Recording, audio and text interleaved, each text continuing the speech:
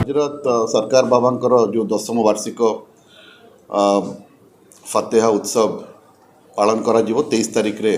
September 23 और 24 तारिख रे 2 दिन धरी सेठी बहुत भिड़ परिलक्षित हम एवं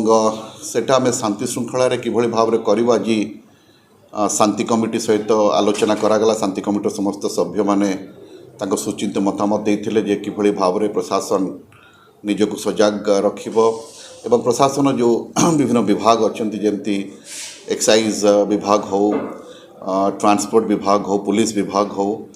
आमर मेडिकल हॉस्पिटल विभाग मीन हेल्थ स्वास्थ्य विभाग तो समस्त किसी किसी दायित्व रही से दायित्व संपर्क में प्लस रास्ता गुड़िकर टे मरामती दरकार पड़ुछि म्युनिसिपालिटी प्लस R&B तो समस्त को किसी किसी दायित्व रही जमती इलेक्ट्रिसिटी अनइंटरप्टेड माने इलेक्ट्रिसिटी सप्लाई रहिबो जाफल कि से समय कौन से बाधा विघ्न उपजीव ना।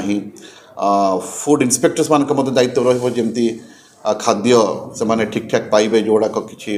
अनअडल्टरेटेड खाद्य ताको परिवेषण करा जीवन जो खाद्य खराब होती से गुड़िक वितरण करा जीवन सेटा देखा पड़े। तेणु विभिन्न विभाग दायित्व संपर्क में आज समस्त जो अधिकारी माने थिले से माने अवगत थे निश्चित प्रतिश्रुति देइछन्ति एवं आमे सुरुखुरे करने जिला प्रशासन सबु दिगरु प्रस्तुत अच्छी एवं आमे जनसाधारण को सहयोग कामना करुछु। एटा को शांति श्रृंखला रे ए 2 दिन जो कार्यक्रम बाबा फतेहंकर सॉरी सरकार बाबांकर जो ये वार्षिक फतेहा उत्सव सेटा सुरुखुरे निश्चित भाव में संपादित हो। धन्यवाद।